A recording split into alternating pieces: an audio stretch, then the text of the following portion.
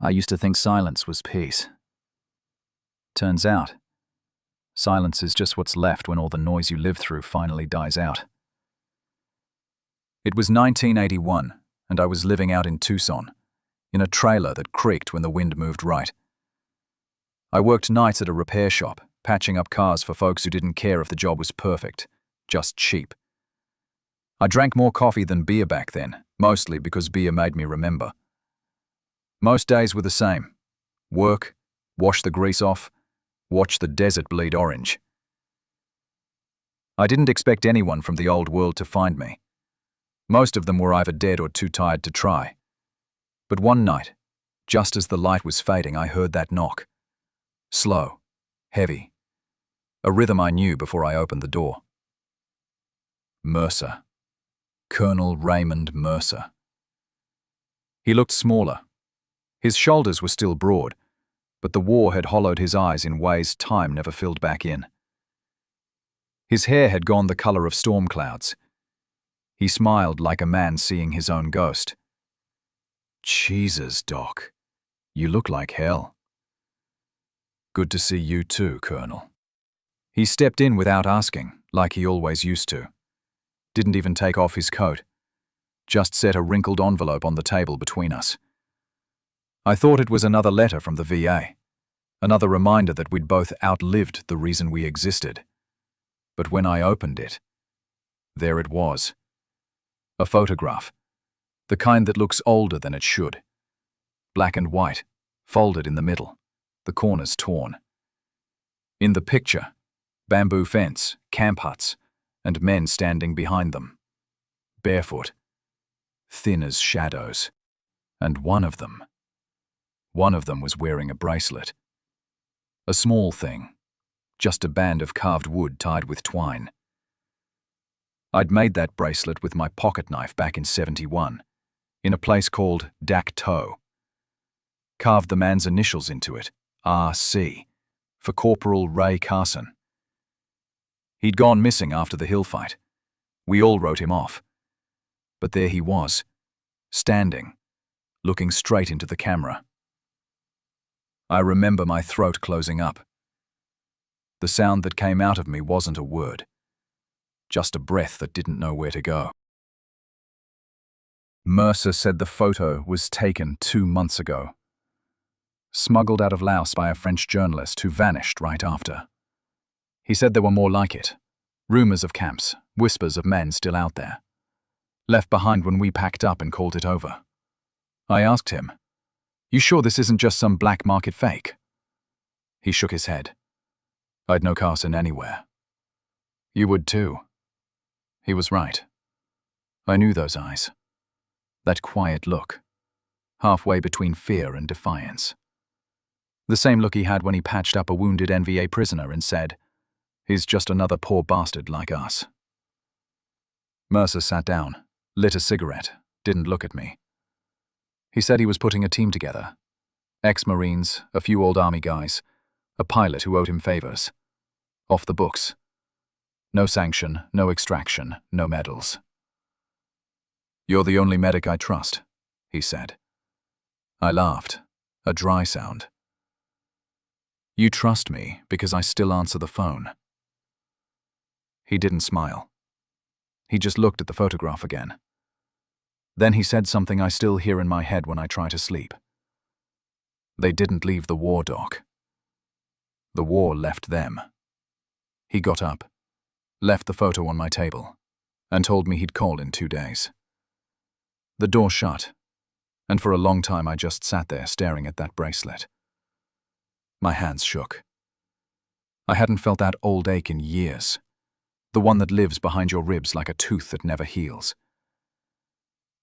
When I finally looked out through the trailer window, the desert had gone dark. The sky was a big, black bruise. And somewhere far away, I swear I could hear the jungle again, the way it breathes when it's about to take someone back. I didn't know it yet, but that night was the start of another war. One that wouldn't have any flags, any front lines, or any survivors to bury. We'd buried Carson 10 years ago. But there he was, standing in someone else's jungle. I didn't. Tiredly, quietly. 2 days later, the phone rang. It was Mercer. He didn't say hello, didn't ask if I'd thought about it, just said, "We're wheels up in a week." I told him I wasn't ready. He said none of us ever were. Then he hung up. 5 days later, I was standing in a garage in Texas that smelled like gun oil and old sweat. The kind of place where ghosts come to see if they've still got bodies. There were 6 of us. Me, Mercer, Big Eddie, still as broad as a barn door though he coughed like his lungs were made of sandpaper. Sergeant Vickers, who ran a repair shop in Baton Rouge. Carl Moose Munson, now a preacher in Louisiana, who still carried his Bible in the same pocket he used to keep grenades. And then there was Jake, the kid sniper from our old platoon. Except he wasn't a kid anymore. His hair was grey at the edges, and his left hand shook when he lit his cigarette.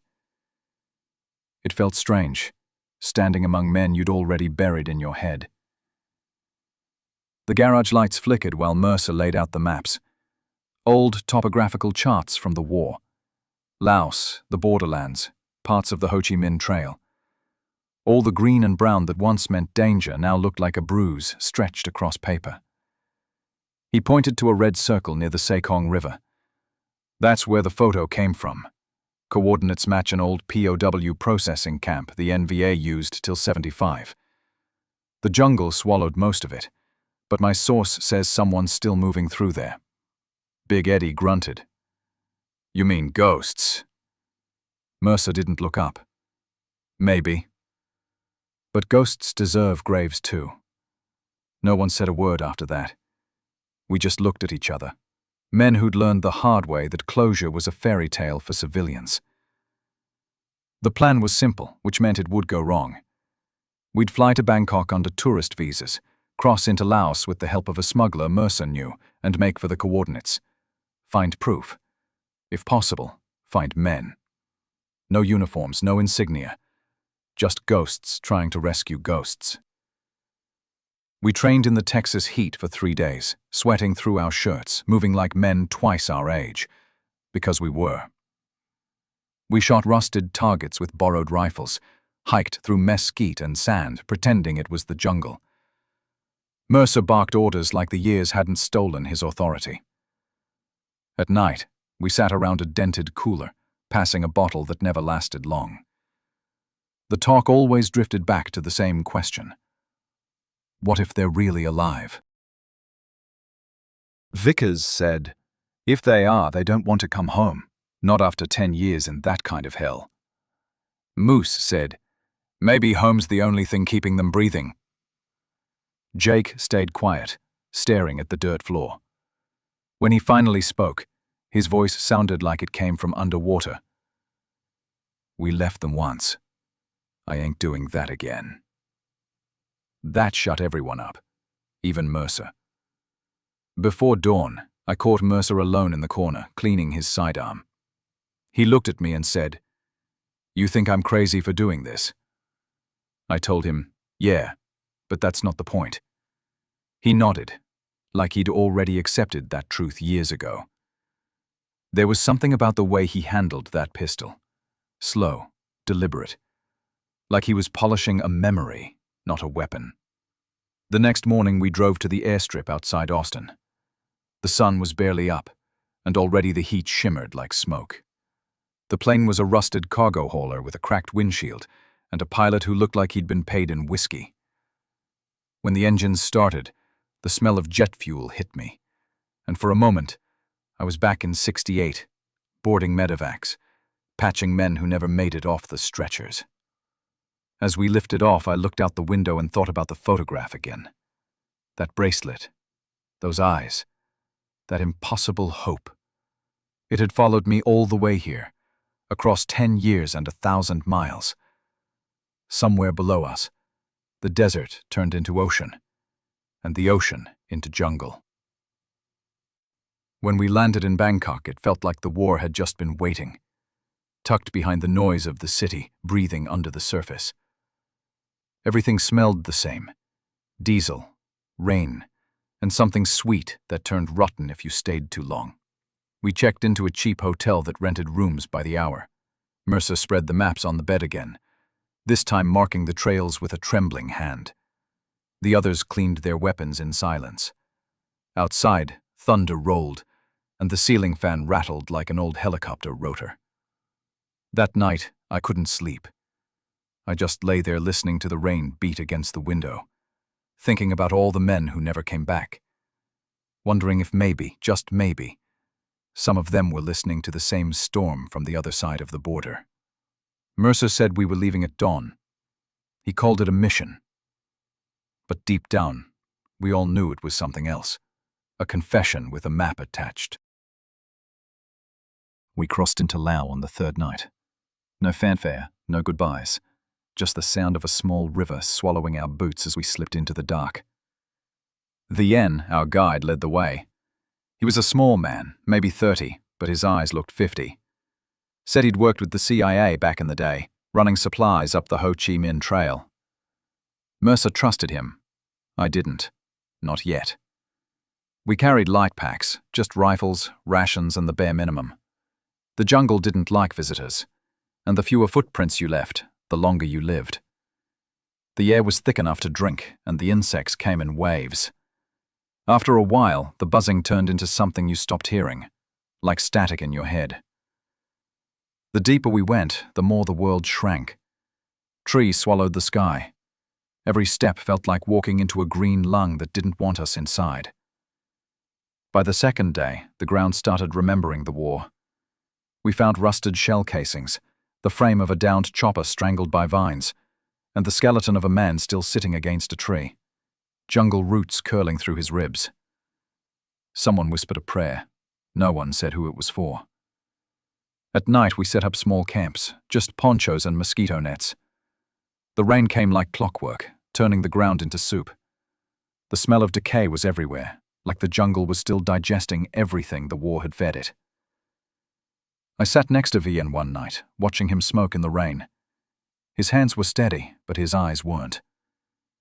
"You've done this route before?" I asked. He nodded. "Long ago. Different men. How'd it end?" He flicked his cigarette into the mud. "Same jungle, different bones." I didn't ask more after that. The third night we hit what Mercer called signs of passage. Footprints in the mud, fresh. Bamboo recently cut.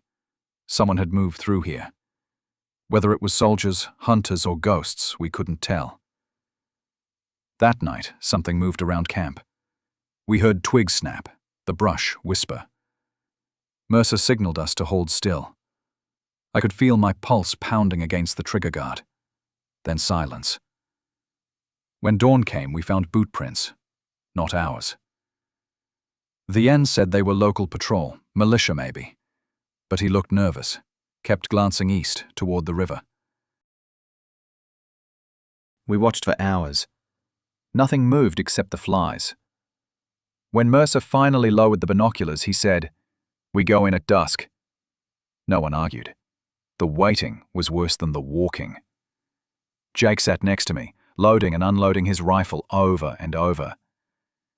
"You ever think we're just ghosts looking for ghosts?" he muttered.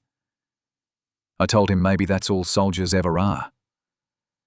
Dusk came and we descended the slope. The jungle pressed tighter the closer we got, like it knew what we were doing. The camp appeared through the vines, one hut leaning against another, bamboo split and curling from rot. We spread out, moving in silence. I stepped inside one of the huts. The smell hit first. Mold, sweat, and something sweet underneath. Then I saw the bunks. Wooden boards, chains bolted to the posts. In the corner, a small rusted bowl with initials scratched into the side. R.C. I ran my thumb over the letters until they blurred. The wood was soft, like it had been touched 1,000 times before. Outside, Mercer was kneeling by something half buried in the dirt. A crate. He wiped the mud off the top and lifted the lid. Inside were bones, small ones, wrapped in rags that used to be uniforms. Vien stood by the entrance, his face pale. "You said they were alive," Mercer growled. Vien didn't answer. He just looked away. "You lied to us!" "No," Vien said. "I said they were here. We buried what we found. Not properly, there wasn't time. But we said names, even if we weren't sure whose they were." I thought of Carson again, of his laugh, his steady hands. As we packed up, the sky went dark fast. Rain fell in sheets, heavy and relentless. The camp dissolved into mist behind us, as if it had never existed. That night we didn't speak. The jungle did all the talking, whispering through the leaves like it knew we were trespassing on something sacred. And maybe we were. We didn't sleep that night. None of us. The rain turned the ground into a restless sea, and the jungle sang its low, hungry hymn. You could hear things moving just beyond sight. Frogs, insects, maybe something else. I lay there under my poncho, eyes open, listening to the slow breath of the men around me. When morning came, the air felt heavier. Vien was gone. No sound, no footprints. Just gone, like he'd been swallowed by the green. Mercer didn't say a word at first. He just stood there, looking out over the valley, his jaw locked tight. Then, finally, he ran because he knew. We all knew what he meant. That camp, it wasn't abandoned by accident. It had been cleaned, stripped. Someone had come before us, maybe months ago, maybe days, and erased everything that proved those men were ever there. Still, Mercer refused to turn back. He said there might be another camp deeper west, across the Saigon. "If there's a chance," he said, "we follow it." His voice cracked on the word chance. We moved on. 6 men down to 5, the jungle closing in tighter with every step. The trail became a swamp, and the swamp became a maze of bamboo and vines that grabbed at your gear. My boots hadn't been dry since Texas. The leeches came in silence. You'd only notice when you felt the warmth of your own blood down your ankle. By midday, Jake started limping. He said it was just a twist, but I saw the way he gritted his teeth. Infection. I gave him antibiotics, though they were years past expiration. We didn't have much else to give. The jungle wasn't just alive. It watched. Every sound echoed wrong. Every movement felt like someone else's shadow was right behind yours. Even the birds stopped calling after a while. That's when we knew someone, or something, was out there. Around dusk, we found tracks again. Bare feet this time. Dozens of them. Children, maybe, or prisoners. Mercer crouched, tracing the prints with his finger. "Recent," he whispered. Then he looked at me, eyes wild again, that spark of the old colonel burning through the years of dust. "They're still moving them." We followed the tracks until the light died completely. The trail led us into a clearing. The moon broke through for just a second, enough to see what lay there. A pit. A long one, dug shallow. Inside were bones, hundreds of them. Not all American. Vietnamese, too. Maybe prisoners, maybe guards. Time had stripped away the difference. Jake dropped to his knees. "Jesus Christ," he whispered. "This is what we came for?" Mercer stood there for a long time, silent. Then he said, "No. This is what they left behind. We buried what we could. Not properly. The rain was already filling the pit again, washing the bones back into the earth. I said a few words that didn't mean much, because words didn't belong here anymore. That night, Mercer sat apart from the rest of us, staring at the photograph again, the one of Carson. He held it in both hands. He held it in both hands like a fragile truth. "You think he's in there?" I asked. He shook his head. "No. If he's gone, he's somewhere that still remembers his name." The rain came harder. Thunder rolled through the valley like distant artillery. We tried to sleep, but no one could. I could feel the jungle breathing against my neck. Sometime near dawn, we heard it. Voices. Faint, rhythmic. Maybe chanting, maybe calling. Mercer motioned us down. We crawled through the brush until we saw light. Torches. Moving through the trees. A line of men appeared, barefoot, carrying sacks. Behind them, armed guards. NVA. But their uniforms were faded, their rifles old. They looked like ghosts, too. They were leading prisoners. Real ones. Bare-chested, half-starved, chained at the wrists. Mercer's hand tightened on his rifle. His whisper was barely a breath. "We found them." The march passed within 30 yards of us. The prisoners' faces were hollow, unrecognizable. But one of them, tall, with a scar on his left cheek, looked up, just for a second. The torchlight caught his face, and my stomach turned to stone. It was Carson, older, gaunt, but alive. For a long moment, none of us moved. We just watched him disappear into the trees again, swallowed by the night. Mercer turned to me, and in that instant, I saw what he was about to do, and I knew there was no stopping it. He said, "Tomorrow, we take them back." But the jungle had other plans. We moved before dawn. No light, no chatter. Just the sound of gear brushing against wet leaves and the click of weapons being checked one last time. The air was thick enough to choke on, and the jungle felt awake. Watching. Mercer led, map folded in his breast pocket, rifle slung high. He didn't need to tell us what we were doing. We all knew. We weren't soldiers anymore, just old men chasing ghosts into the dark. The plan was insane. Ambush the column, free the prisoners, and find a route back to the border before the NVA regrouped. Even in '68, that would have been suicide. In 1983, it was just math. The odds were dead. We were just pretending they weren't. We moved parallel to the trail for hours, every step sinking into the mud like the jungle was trying to hold us back. Somewhere ahead we could hear faint voices, Vietnamese, a few words I still remembered. Orders, warnings, the sound of boots in water. We reached a ridge overlooking the trail. The convoy was below, maybe 20 guards, half carrying rifles, half asleep on their feet. The prisoners shuffled barefoot, linked by rope, dragging each other along. Carson was still there. I saw him again. He was thinner, slower, but unmistakable. He looked like a photograph that had been left out in the rain.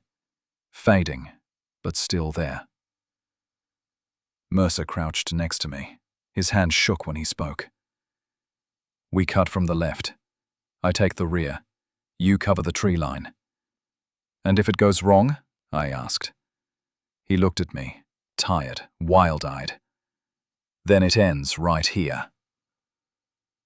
We waited until the guards began to rest, sitting on crates and lighting cigarettes. The smoke curled through the mist, the smell mixing with the rot of the jungle. Then Mercer gave the signal. It started with one shot. Jake, precise as ever. One guard fell before he could blink. Then chaos. Shouts, gunfire, the scream of a prisoner tripping in the mud.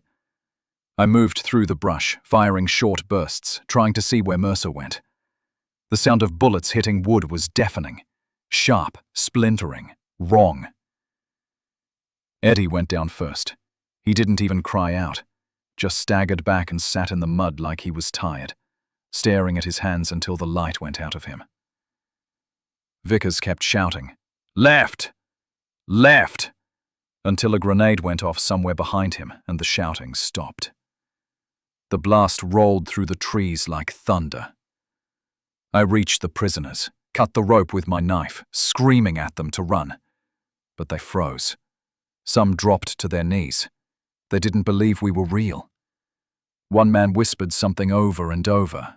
I couldn't understand it, but I think it was a prayer. Then I saw Mercer. He'd made it to Carson. They were face to face. Mercer grabbed him by the shoulders, shouting, "We're taking you home!" But Carson just shook his head, eyes glassy, voice low. "There's no home," he said. "Not for us." Mercer froze, like those words cut deeper than any bullet. Then another shot cracked and Mercer went down hard. The photograph fluttered from his hand into the mud. Jake pulled me back by the collar. "We're out of time!" he yelled. The prisoners were scattering now, some vanishing into the jungle, others collapsing where they stood. The guards regrouped fast, bullets slicing through the trees like bees. We fell back, dragging whoever we could. I don't even remember how we escaped, just flashes, mud, blood, the metallic taste of panic.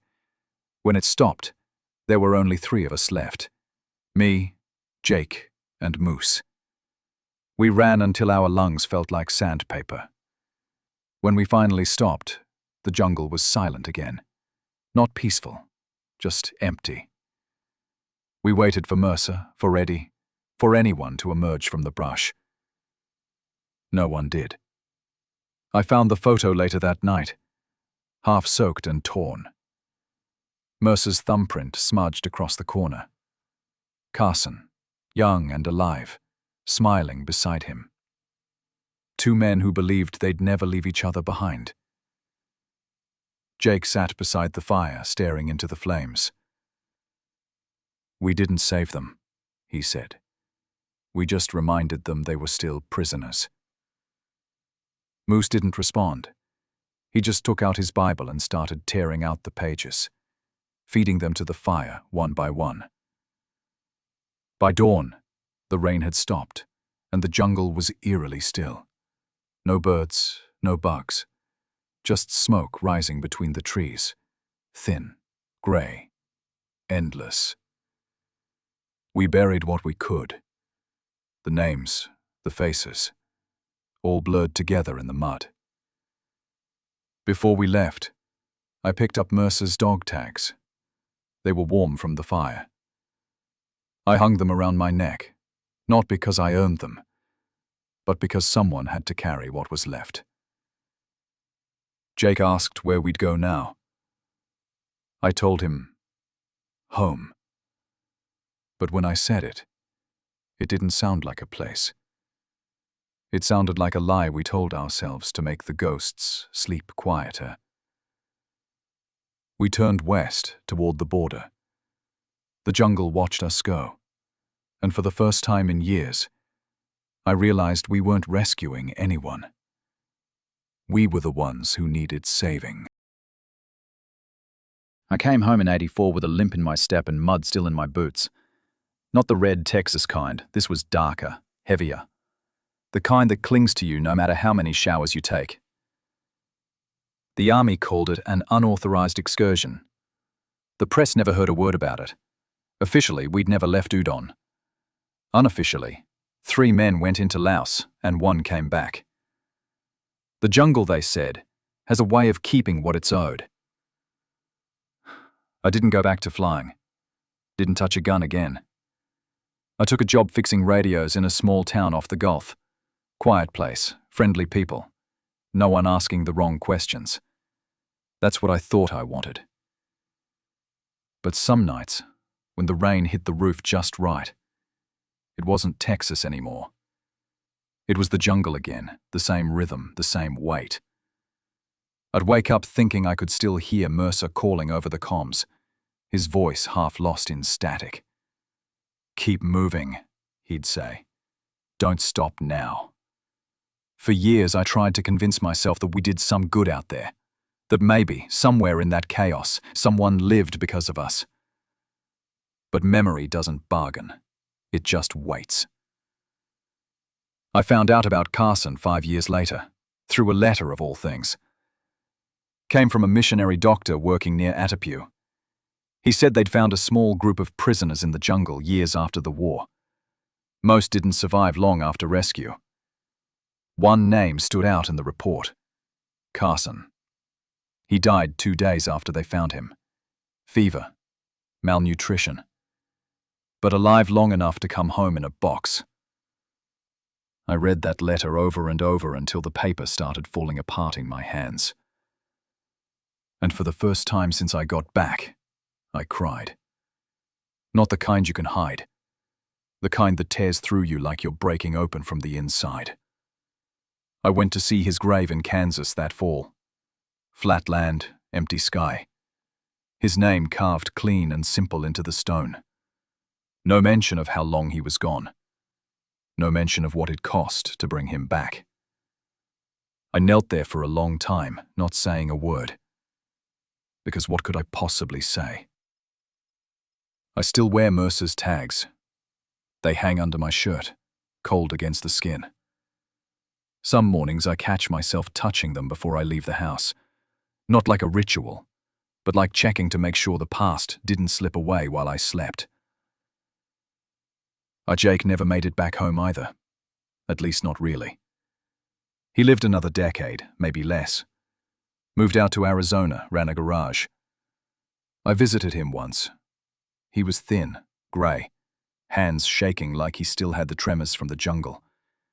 He told me he still heard them at night. The prisoners, the gunfire, the sound of chains rattling when there was no wind. With sadness, we didn't talk about the mission. We didn't need to. It lived in both of us, quietly, like a bad joint that only aches when it rains. You start to realize after a while that the war never really ends. Not for the ones who fought it. It just changes shape. Turns into silence or alcohol, or the sound of a screen door creaking in the dark. It hides in old photographs, in letters you can't throw away.